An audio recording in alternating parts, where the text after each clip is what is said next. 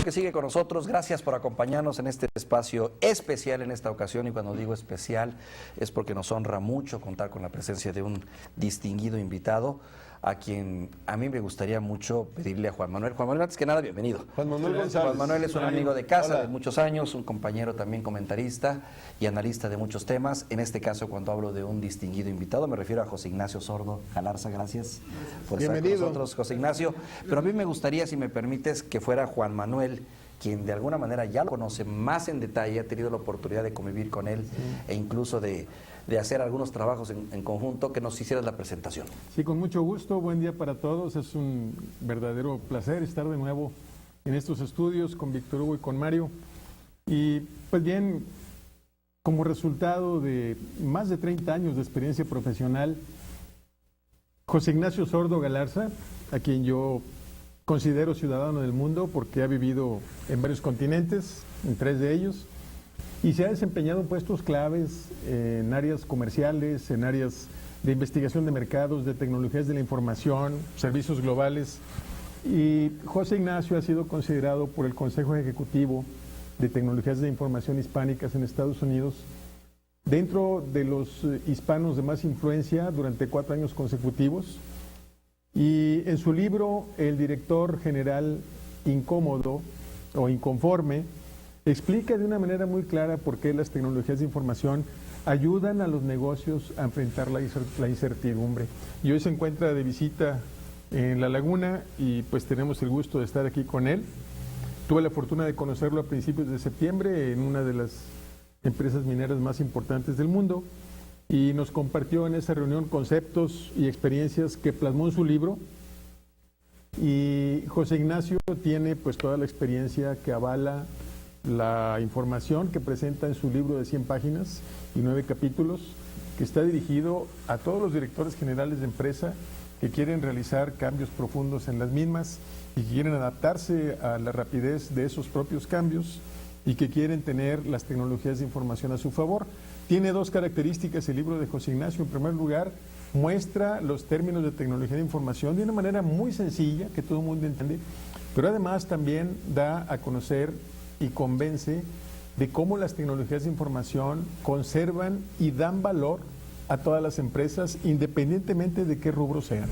Yo quiero agregar, antes de darle la palabra a José Ignacio y darle de nueva cuenta la bienvenida, que en este espacio, particularmente Mario Gálvez, ha sido un defensor a ultranza de las tecnologías de información. En este espacio hemos peleado siempre la necesidad de que la comarca lagunera encuentre un destino, y uno de sus destinos y vocaciones es a través de las tecnologías de información, incluso pensando en ellas como una alternativa para poder salir de mucho del estancamiento que se vive en algunas regiones en particular, el centro, por ejemplo, como por ejemplo se ha vivido en otras partes del mundo, como en la India, en los propios Estados Unidos, y convertir en nuestra región en una región que tiene características para hacerlo por el número de universidades, por el número también de estudiantes, por su avance y su tecnología en el desarrollo del Internet, en fin, y por el hospedaje que ofrece.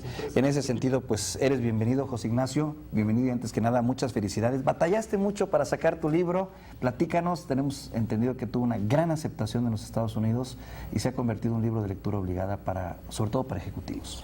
Sí, bueno, muchísimas gracias. Yo estoy orgulloso de estar con ustedes. Gracias por la oportunidad. Les puedo contar rápidamente el génesis del libro. Yo trabajé en México 20 años. Yo empecé a trabajar en Procter & Gamble, México.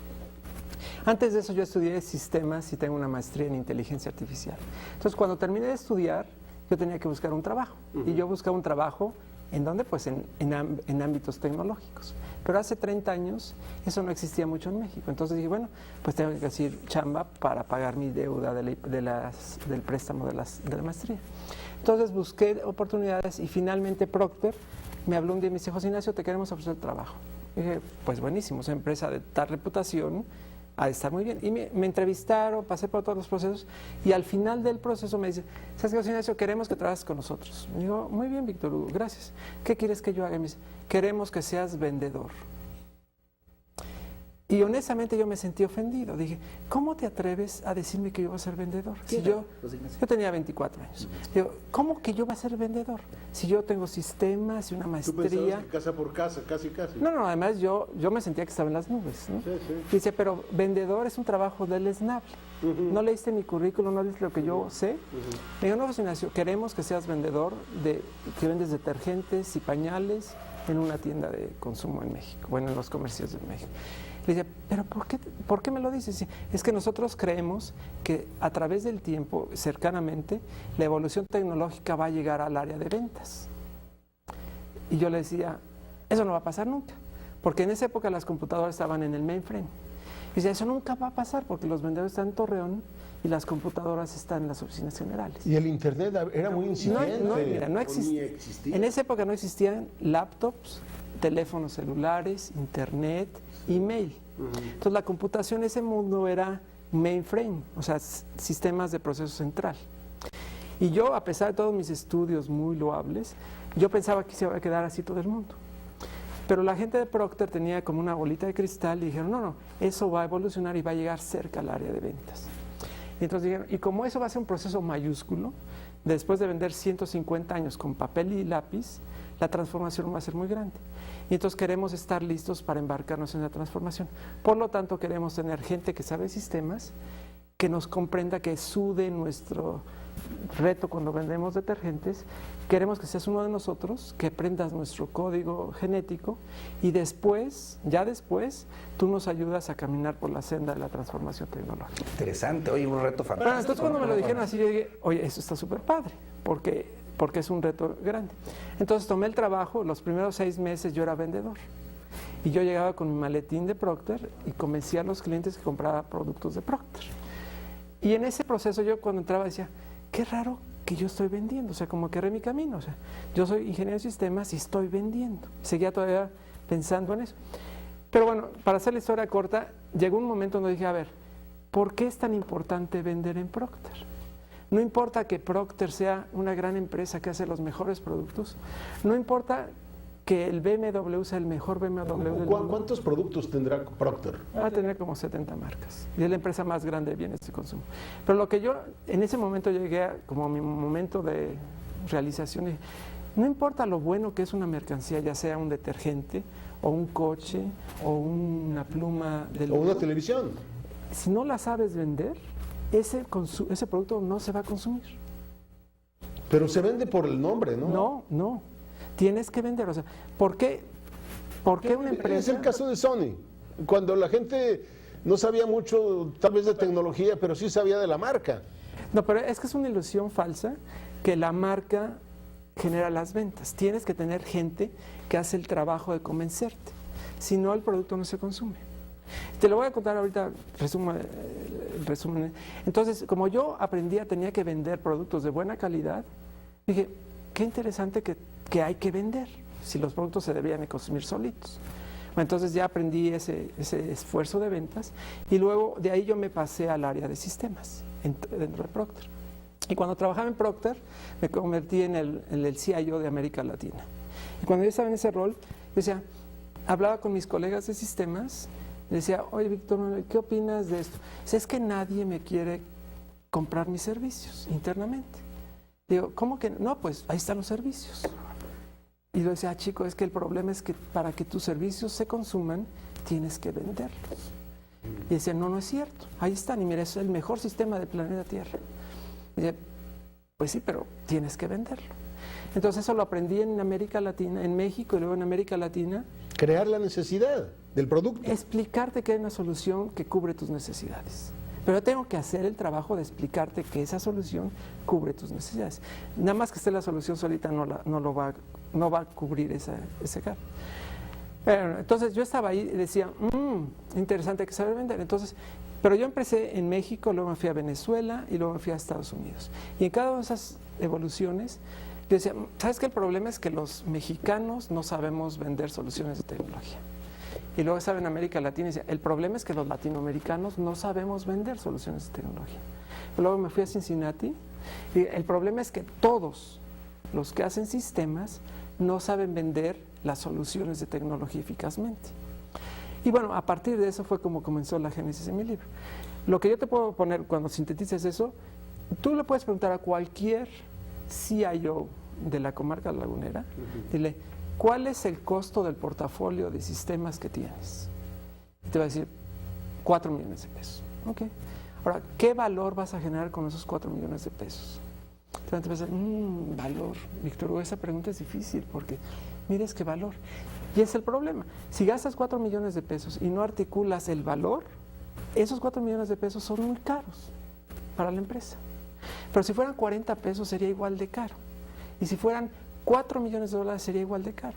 Porque tienes que correlacionarlo con el costo, con el valor. Y eso es lo que yo aprendí cuando era vendedor de Procter.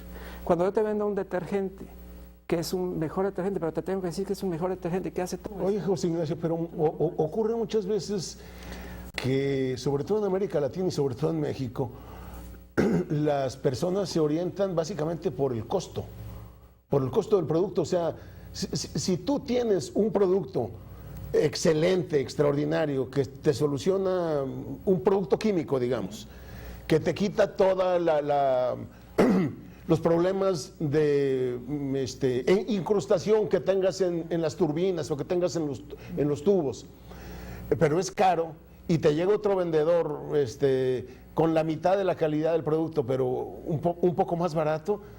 El criterio es ese, el criterio es lo barato. Pero, y ciertamente el dicho de que lo barato sale caro, a la larga es cierto.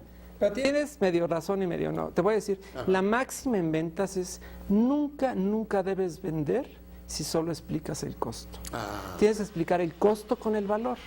Y entonces le permites al tomador de decisiones que compare y dice, 1000 contra ese valor, ¿está bien o mal?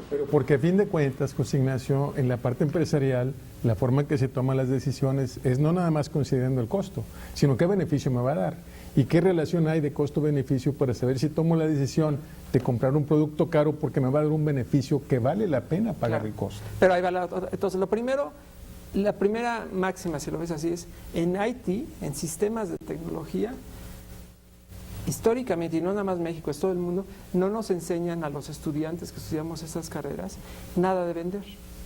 Entonces nos enseñan a hacer tecnología. En ninguna carrera Exacto. enseñan ventas. Pero y yo es un pensaba error. que era solo México.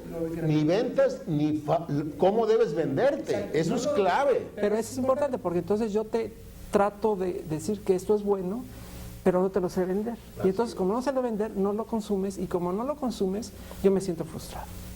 Y luego me siento frustrado porque me tratas como ciudadano en segunda categoría. Pero todo el problema radica en que debemos de articular la propuesta de valor correctamente. Entonces, y esa es la génesis de mi libro. O sea, por ejemplo, entonces, te decía, tú le puedes preguntar a una persona, cualquier empresario de la comarca lagunera, ¿cuánto dinero gastas en IT? Y te dirán, yo lo sé, lo saben. Pero dices, ¿y ese dinero tiene una corresponsabilidad con el valor que eso genera? Y el 96% de los ejecutivos en el mundo te dicen, no lo sé. Claro. Y eso es lo que digo, eso está mal. Claro. No se vale que no lo sepas, porque es tu dinero, es de tu empresa. Pero también sabes una cosa, que el empresario común en México, en Latinoamérica y en particular en México, busca soluciones foráneas. Tiene un problema concreto, real en su empresa y busca soluciones en el exterior. Cuando tenemos, por ejemplo, en la comarca lagunera 40 universidades, un sinnúmero de estudiantes con una extraordinaria imaginación y creatividad y todo eso, que bien podrían auxiliarlo en su problema, y no los usa, no los utiliza. Es cierto. Pero fíjate, entonces la problemática es una desconexión entre los tomadores de decisiones de las empresas ante una dinámica muy secular que es IT, porque no lo entiendo. Y como no me ayudas a que yo lo entienda, yo como el ejecutivo, tú como el director de sistemas, pues te dejo con las manos libres. O sea, te dejo gastar lo poco que creo que debes de gastar.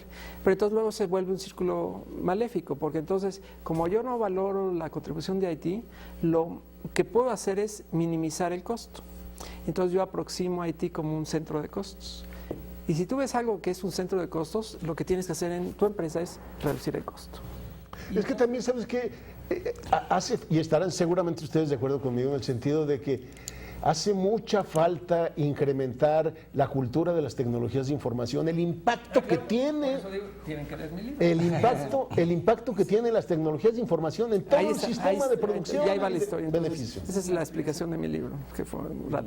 Pero entonces el problema es que hay que explicarle a la gente, a los tomadores de decisiones, cuál es el valor de Haití. Ahora, la otra parte de la ecuación que tampoco es muy conducente al éxito es que cuando le dices, pues hay que explicarlo, si yo te explico las cosas en términos crípticos, Nunca lo vas a dices, entender. Dios mío, yo ya no te entendí. Claro. Y entonces otra vez, eso no ayuda a que haya diálogo y un puente comunicante. Entonces les voy a contar, por ejemplo, la historia. Cuando yo publiqué este libro, antes de publicarlo, bueno, como los que saben hacerlo, que yo aprendí apenas, antes de publicarlo tienes que compartirlo con tus mejores amigos para que tenga el último retroalimentación antes de publicarlo. Entonces yo tenía el manuscrito, se lo mandé a 20 CIOs del mundo y a 20 CEOs, o sea, 20 directores de IT Que tú conocías. y 20 directores de empresas mundiales que yo conocía, amigos míos. Entonces digo, oye, ¿qué opinas del libro? El libro tiene 100 páginas, como decía Juan Manuel.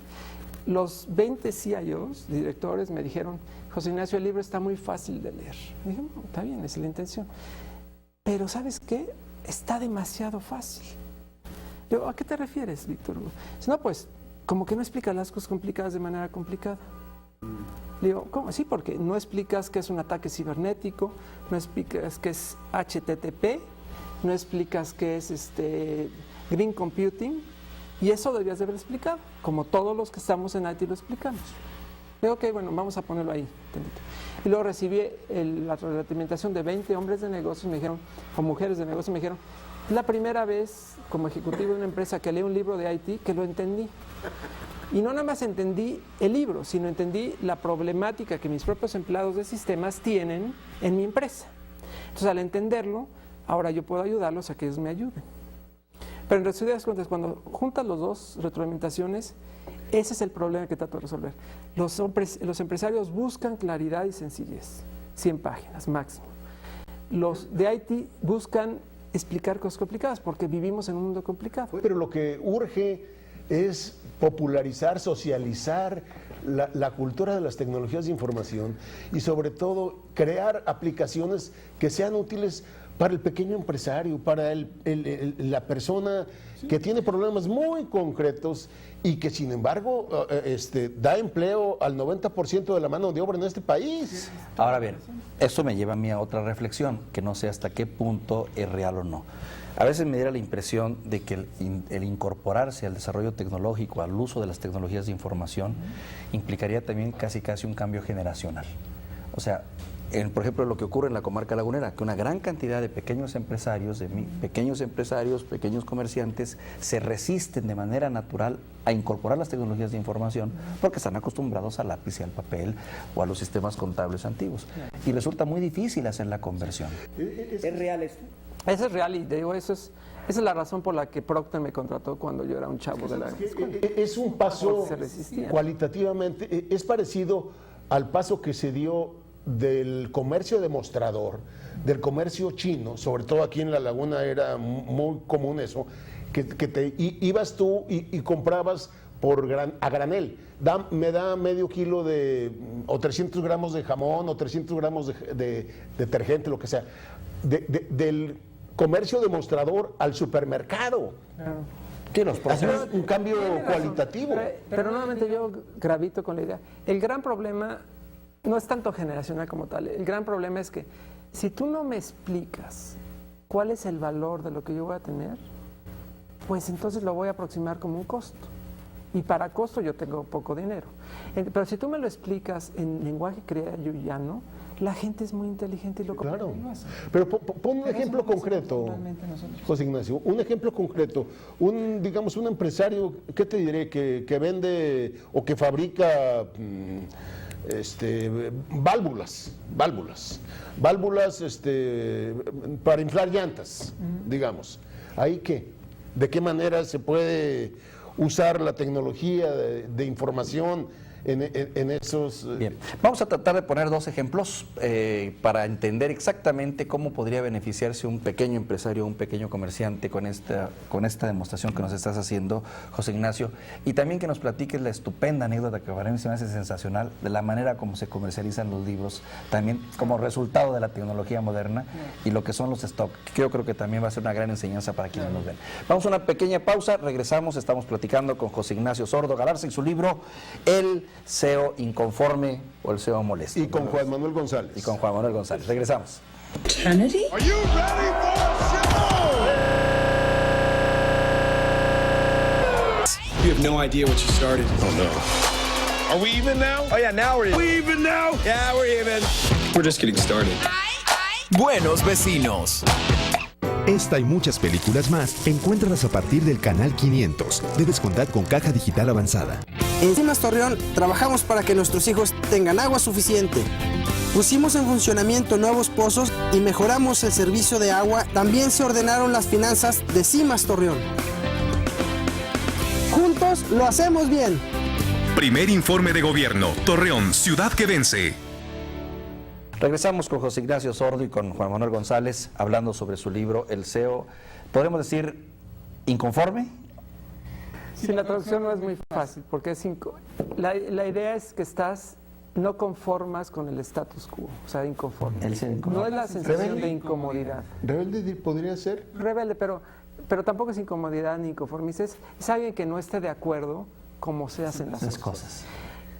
Y lo que cuenta el libro es que si tú ves una persona que está incómoda como ejecutivo, esa persona tiene 4 características que los explico en el libro. Esa persona demuestra una tremenda curiosidad. ¿Qué está pasando en el mundo? ¿Qué pasa con la producción de válvulas en la comarca lagunera, pero en Estados Unidos y en Asia y en China? Y yo quiero buscarlo. Entonces soy incómodo como está el status quo. La segunda cosa es una persona que se enfrenta a la realidad. O sea, si yo estoy produciendo válvulas, pues no voy a hacer manzanas. Claro. Entonces pero el ejecutivo es muy realista en ese sentido. El tercer elemento sería siempre busca resultados. O sea, la persona persevera a que se encuentren los resultados del negocio. Y el cuarto elemento es que no claudican. Entonces, si sumas esos atributos, gran curiosidad, te empresas a la realidad, buscas resultados y no claudicas, esos 4, a mi juicio, definen un ejecutivo inconforme. Que es lo que le da título. Exacto. Entonces ya que te gustó la idea, Puede crear un producto nuevo, una cosa novedosa. tú tienes un negocio. Entonces ya que tú lees el libro y dices, oye, yo soy un ejecutivo inconforme, me gustan esos atributos, te digo, bueno, te tengo buenas noticias, Víctor Hugo. Tú tienes una empresa y tú estás gastando una X cantidad de dinero en tecnología. ¿Sabes el valor de la tecnología que te está dando? Y la respuesta va a ser, no. Pues te voy a explicar a través del libro cómo puedes discernir en el mundo de Haití y comprender mejor. Optimizar. ¿Qué pedirle a la gente de Haití? Y en ese discernimiento yo te voy a ayudar a que le preguntes cosas muy acertadas a tu ejecutivo de sistemas y que lo traigas a la mesa estratégica de discusión. Muy bien. José Ignacio, volviendo un poquito a la pregunta con la que nos fuimos antes del corte. Un ejemplo práctico de cómo puede beneficiarse un pequeño comerciante que se dedica a vender válvulas o que se dedica a vender tela y que necesita progresar y que quisiera, pero se resiste a dar el cambio o a introducirse en las tecnologías de información. Bueno, hay muchos ejemplos prácticos y depende del tamaño del negocio, pero les voy a poner un ejemplo que yo he utilizado en Estados Unidos cuando un cliente, un negocio pequeño, me contrató. La historia de ese es un negocio que en Estados Unidos tenía, esta familia era un negocio familiar, heredaron, es el negocio de ambulancias en un estado de Estados Unidos. Entonces el señor tenía 400 ambulancias y daba servicios de emergencias a la comunidad. Como AR. Que sería el equivalente al AR aquí en la comarca. Servicio médico. Exacto. Bueno, no sé, pero... Sí. Ahora, ese hombre tenía su CIO, su director de sistemas, era su amigo que antes era un paramédico. Porque en la historia su paramédico hacía cositas en Excel. Y por lo tanto fue promovido y era su amigo, lo puso como director de sistemas de su pequeño negocio. Pero ese hombre no tenía la formación funcional de IT, pero era su amigo. Bueno, la historia es que en el momento que me contrataron, ellos tenían 400 ambulancias y cuando él necesitaba encontrar dónde están sus ambulancias porque había una emergencia, ¿sabes cómo los contactaba? Les hablaba por teléfono. Entonces le habla, Víctor, ¿dónde estás ahorita? No, pues estoy en Monterrey. Yo te necesito aquí en Torreón. Bueno, gracias. Y colgaba. Y buscaba uno por uno hasta que encontraba la ambulancia cerca del accidente. De la necesidad. Entonces, en ese negocio pequeño, bueno, mediano, la problemática de IT ya era, o sea, él ya no podía crecer porque IT no le ayudaba. Y la verdad es que no es una cosa complicada. Puedes poner un sistema de geolocalización y saber dónde están tus ambulancias y ya no les hablas dónde están. Les dices, ve ahí y estás en 3 minutos. Bueno, él y el CIO que tenía no habían visualizado eso. Entonces leyeron mi libro. Cuando leyeron un poquito la disertación de valor, me llaman y dicen, oye, ¿sabes qué? Nosotros tenemos un problema, ¿nos puedes ayudar? Y la realidad en ese caso, la intervención fue bien sencilla. Pusimos un sistema de ubicación geográfica de las ambulancias y entonces, pues ya no se tiene que hablar por teléfono. Una georreferenciación como un GPS, sí. como los taxistas que están claro, en México, claro. Y ya no sabes dónde están. Ahora, el problema en este caso no era ni la tecnología. El problema es que el hombre de negocios no lo había visto, no tenía la capacidad de comprender el servicio.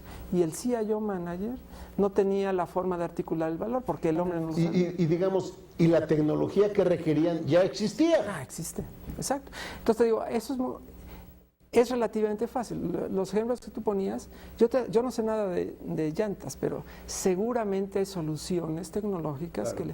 Entonces el chiste es, ¿cómo hacemos que se popularice, como decías, el conocimiento de IT para que el hombre de negocios que toma decisiones acertadas? Oye, y esto me lleva a otro ámbito que puede ser también fundamental y tremendo, en el ámbito de lo que es la vida pública, la actividad pública, porque si esto se da en las pequeñas empresas, en la iniciativa privada, imagínate si los gobiernos, un gobierno municipal pudiera optimizar sus servicios en base a las tecnologías de información. ¿Cuántos problemas no se podrían resolver? Desde detectar luminarias apagadas, desde localizar la localización de patrullas. Mira, hace varias servicios, administraciones, me acuerdo que hace varias administraciones hubo un funcionario que se le ocurrió precisamente georreferenciar a los vendedores ambulantes, porque los vendedores ambulantes era un problema. Como eran ambulantes o son ambulantes, constantemente cambiaban. Entonces, este funcionario georreferenció el lugar de ubicación del vendedor a su aparato, Sí, en ese entonces era su pequeña laptop. Ándale, a su laptop, y de esa manera los pudo ubicar perfectamente y saber dónde andaban y quién se había salido del área que les tenían asignada. Nuestro buen amigo Luis Campos. Luis Campos, que por cierto después hizo un trabajo similar en gobierno del Estado. Pero fíjate cómo en los dos casos, tanto en la modernización que intentó en el municipio como en la modernización que intentó a través del gobierno del Estado, pues eran medidas muy del estilo de José Ignacio. Sí, claro. Sin embargo, encontraron un rechazo ante la falta de comprensión de sus superiores. Eso ocurre con frecuencia, pero ¿verdad? fíjate también ahí lo que se encontró al momento de implementar esas soluciones tecnológicas fue un mar de corrupción. ¿Por qué? Porque el tener un sistema obsoleto tiene que... Claro, generaba beneficios. Claro, y esto reduce muy mucho amplio de gente. Hablando de ejemplos, yo tengo un socio y ellos hacen un sistema tecnológico de punta. Ellos se llama teledetección, que son fotografías satelitales que tú puedes tomar sobre una geografía y con eso puedes hacer inteligencia de las fotografías. Entonces, la historia es, el gobierno de la ciudad de Moscú nos contrató porque ellos tenían un gran problema con la administración del catastro de la ciudad. O sea, había edificios que nacieron hoy y no pagaron impuestos. Y ir a contabilizar casa por casa es súper complicado. Sí. Entonces nosotros tenemos una solución que puede mapear la ciudad de Moscú, toma una foto y la foto la comparas con la foto de hace un mes y puedes detectar que esta foto tiene dimensión. Pero aquí hay un edificio que no estaba y el catastro dice que no lo has pagado. Y calculan las áreas y los pisos y todo. Exacto. O sea, entonces, ¿con Google? Google Maps. Imagínate, Google es la parte popular, pero esas son tecnologías ultra sofisticadas. Para tu idea, esas fotografías, tú puedes un billete de 100 pesos en la calle, pasa el satélite y te detecta en la foto el número de serie. Pero el satélite, o sea, no es un Android. No es una foto satélite. Wow. Con una super nitidez. Entonces, lo hicimos, y rentas el satélite, ¿verdad? El satélite te venden el servicio. O sea. Pero entonces ahí tomamos ese servicio y entonces le vendimos a la ciudad de Moscú que tú podrías optimizar el catastro. En vez de tener preguntarle a todo el mundo, nada más preguntas a dónde está la oportunidad. Incluida la mentira y el que es lo malo. Pero en esa evolución, aparte del catastro, también el gobierno de Moscú dijo, bueno, yo también quisiera con esas fotos que nos ayudaran a planear mecanismos de escape en desgracias naturales. O sea, ¿por dónde va a salir la gente en la ciudad? Salidas de emergencia, digamos. Exacto. Y como tienes esas fotos y tienes la nitidez de las calles, podrías hacer una planificación más eficaz. Ese es un ejemplo. Otro ejemplo... Bueno, ¿y qué pasó con ese...? Ya está funcionando. ¿Ah, sí? Sí. Otro ejemplo... Y se ahorraron seguramente muchísimo dinero. Claro. Pero otro ejemplo que aún es más noble en ese sentido, por ejemplo, las Naciones Unidas tienen, como naciones obligan a los países o sea, los países miembros de las Naciones Unidas tienen que comprometerse con ciertas responsabilidades. Las Naciones Unidas tienen una organización que determina que tú tienes que ser responsable de la preservación de los derechos, de las reservas naturales. Bueno, entonces hay un decreto de las Naciones Unidas que tú tienes que mantener los bosques, ¿no? Pero resulta que las áreas naturales protegidas y todo esto. Sí, bosques. Entonces, pero hay un país que se llama Mongolia que tiene bosques, pero están hasta por allá, lejos de los centros urbanos. Entonces, ir a contar los arbolitos del bosque es literalmente imposible.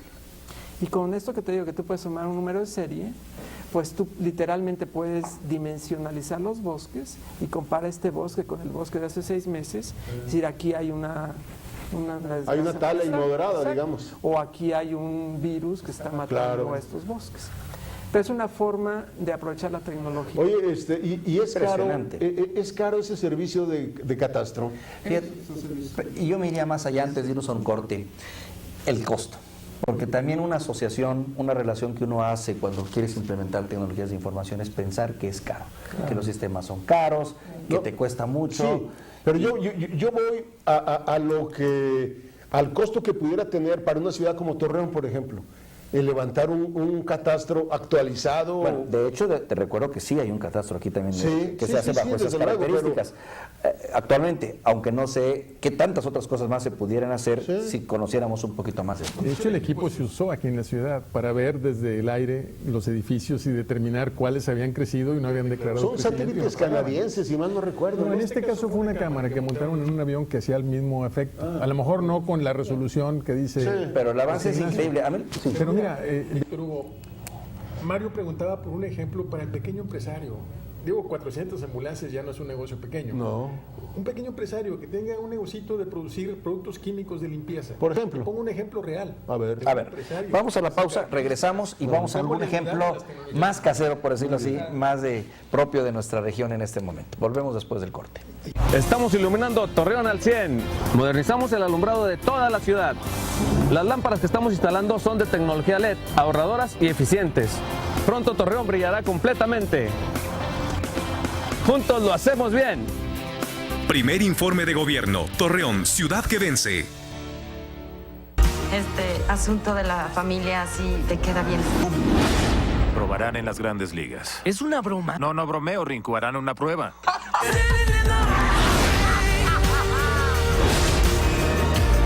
Esta y muchas películas más, encuéntralas a partir del canal 500. Debes contar con caja digital avanzada.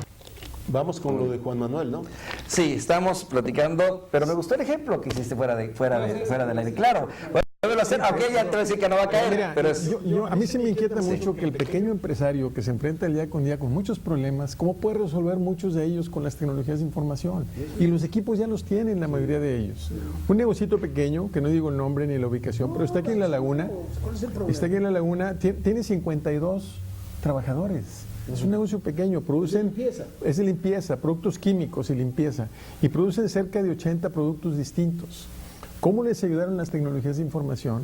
Por poner un ejemplo, simplemente no sabían cuáles de todos esos productos les daban más margen de contribución, más utilidad. No sabían cuáles se les quedaban guardados en el stock porque no tenían movimiento. No sabían cuál cliente era el que les compraba más volumen y qué tipo de productos. Es una cuestión muy real y muy de nuestros empresarios locales, ¿no? Pero para saber eso no se requiere tecnologías de información. ¿Cómo no? Las tecnologías de información te dan casi en tiempo real los datos aquí en tu escritorio, en la computadora. Mira, Mario, en el 85 yo pedía un reporte de ventas. ¿Sabes cuánto tardaba? Una semana y me lo daban en papel. No. ¿Sabes cuánto tarda? No, segundos. No tengo ni que pedir, nomás prendo la compu y aquí lo veo casi en tiempo real. Un taxista Un taxista en los 80s no hacía, o sea, no tenía ninguna tecnología. Oye, un taxista trae un teléfono celular, tú le puedes llamar, él sabe quién eres tú sabes quién es él. Tú le puedes pagar con tarjeta de crédito porque lo escanean y le depositan en su cuenta. Oye, el caso Urbi. O el caso, yo lo acabo de vivir en Dallas, donde también el taxi, nadie sabía a qué hotel íbamos, pues siempre agarró su maquinita, su teléfono, puso los datos, colocó el aparatito y se empezó a dejar guiar por él. Sí, todos llegamos, él no tenía la menor idea del hotel en el que nos íbamos a hospedar. Yo viajo mucho a México y cuando yo tomo taxis y siempre les pregunto a los taxistas qué onda, qué está pasando. Y bueno, le digo, ¿y qué opinas del teléfono celular? Y dice, es una maravilla porque yo no subo malandros. Porque yo ya sé quién es el que está subiendo conmigo, porque tengo la foto o sea, la identificación del teléfono que me pidió el servicio. Y además yo no tomo efectivo, me lo pagan por tarjeta de crédito.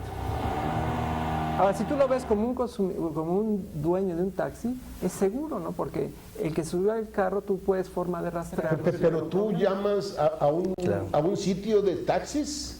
No, tú tienes una aplicación en tu teléfono y si yo necesito un taxi y le llaman por ejemplo, Uber. Como sí, Uber. Pero yo puedo mandar una señal y le digo, yo necesito un taxi. Él sabe quién soy yo y si yo lo robara, él podría rastrearme porque todo está... Claro. Ahora, en ese sentido, José Ignacio, ¿qué prevés para los próximos años y en cuánto tiempo un cambio? Porque finalmente son dos diferencias. Lo que tú has vivido en los Estados Unidos y en otros países avanzados y lo que se vive en México en muchos sentidos. A veces me da la impresión de que vamos muy lentos y en México habría que ver también las regiones. Bueno, mira, hay una persona que me dio comentarios del libro. Él se llama Bob Johansen y él tiene un comentario famoso que dice, el futuro ya llegó, lo que pasa es que está distribuidamente no homogénea, está distribuido de una manera homogénea. ¿Homogénea? No homogénea. El futuro no está homogéneamente distribuido. El futuro está aquí en estas cosas y está allá en otras cosas. O sea, está salpicado. Exacto. No todo el futuro sucede al mismo tiempo. Sino existen islas. Exacto. Entonces, cuando tú hablas de eso, yo creo firmemente que México está a la par que las mejores economías en términos de consumo de tecnología. Bueno, los sectores, un sector insignificante, muy reducido de la población, es cierto. Pero en los negocios, en los negocios, o sea, aquí en México tenemos un montón de centros de innovación tecnológica. La gente de Guadalajara, la gente de Tijuana, la gente de Querétaro, y están haciendo soluciones de punta. Pero el 90% de los pequeños empresarios que generan millones de empleos, que generan el 90 o más % de los empleos en el país, esos están al margen de las tecnologías de información y están al margen porque, por un lado, la falta de cultura de tecnologías de información y por el otro, esto que comentabas tú, que alguien vaya y les venda. Eso es cierto, pero así como están al margen, también en Estados Unidos están al margen. Sí, cierto. Por lo que digo, o sea, no es que nosotros estemos atrasados, estamos igual que todos porque la tecnología es omnipresente, puede suceder. Yo tengo socios que están en Guadalajara, estamos desarrollando tecnología que cuando la presento en Estados Unidos, la gente se sorprende. Y es tecnología mexicana. Y dices, ¿cómo es posible que en Estados Unidos no está? Pues porque la tecnología sucede... Por ejemplo, el futuro de los supermercados. Tengo entendido que en Corea del Sur ya los supermercados ya pasaron a la historia. Ahora tú vas al metro y pides en una fotografía inmensa... Haces tu compra.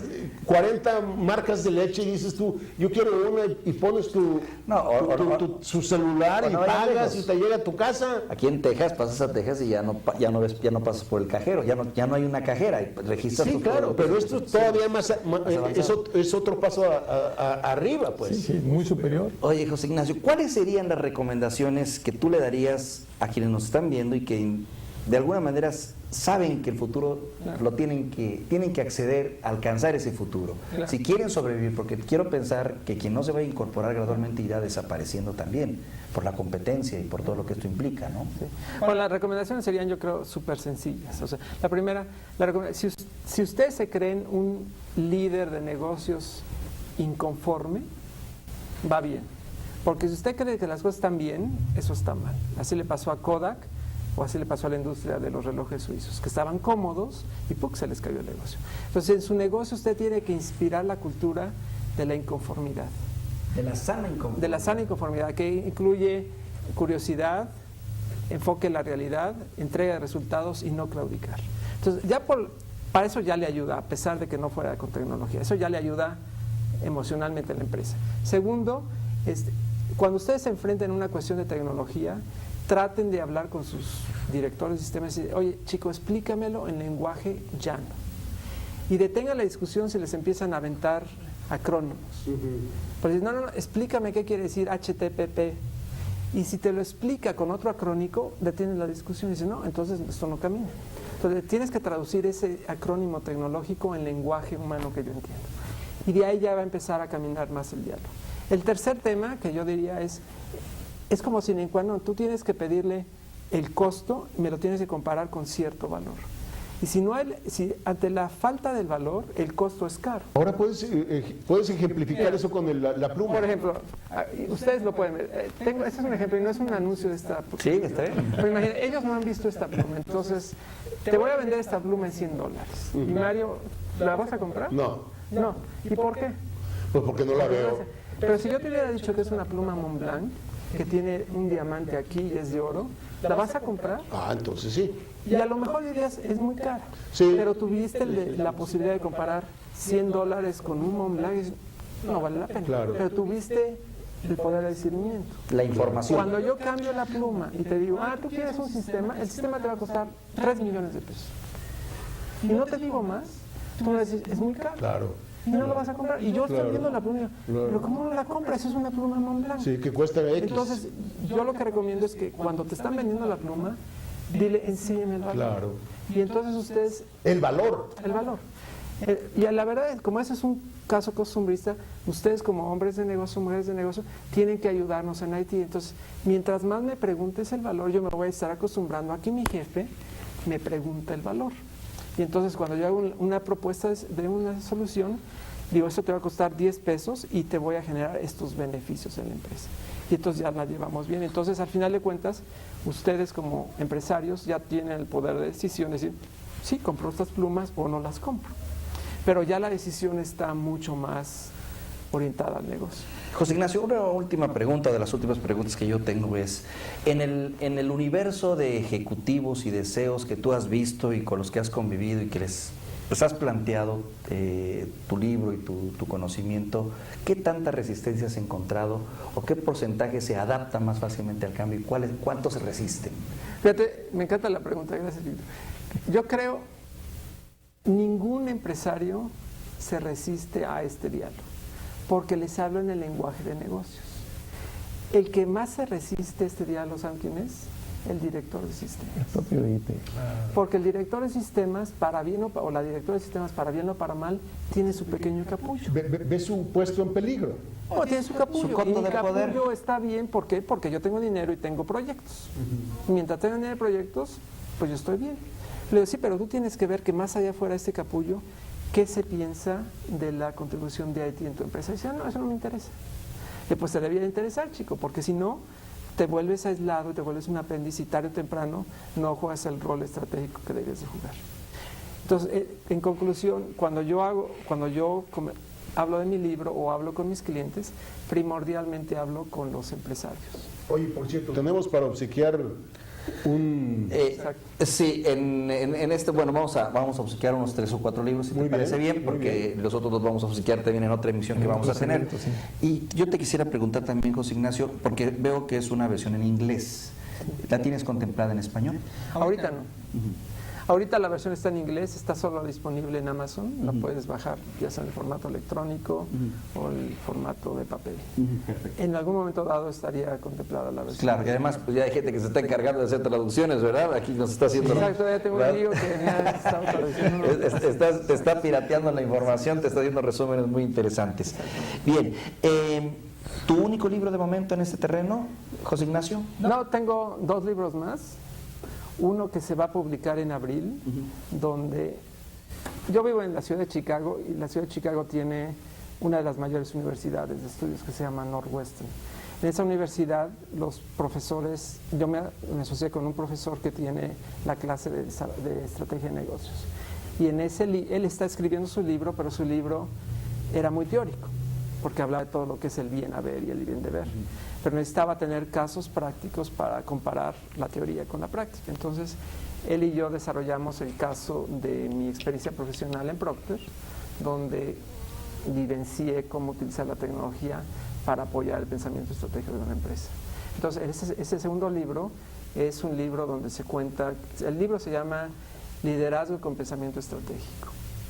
Y en ese libro hay un capítulo que habla de mi caso, o sea, de lo que hizo José Ignacio cuando trabajó en Procter & Gamble de América Latina. Ese es un libro.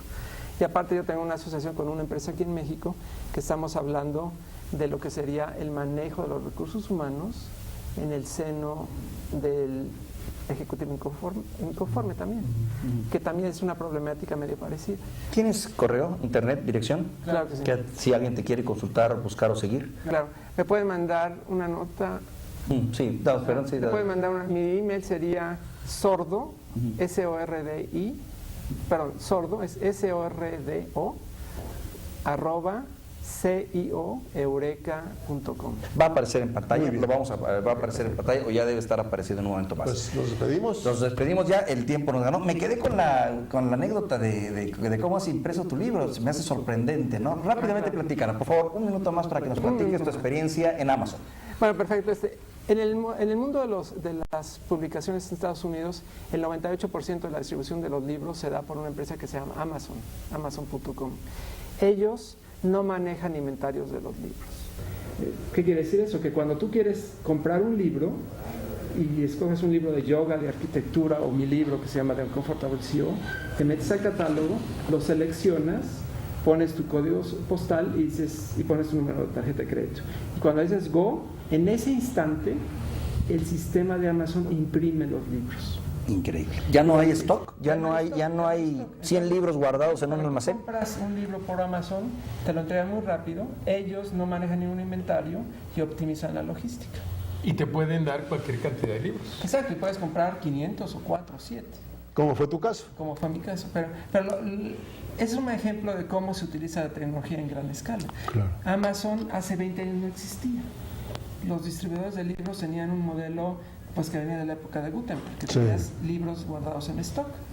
Llegó Amazon, encontraron una oportunidad de negocio y transformaron en 10 años el negocio de la distribución de libros. Y luego se expandieron y ahora venden libros y CDs y DVDs.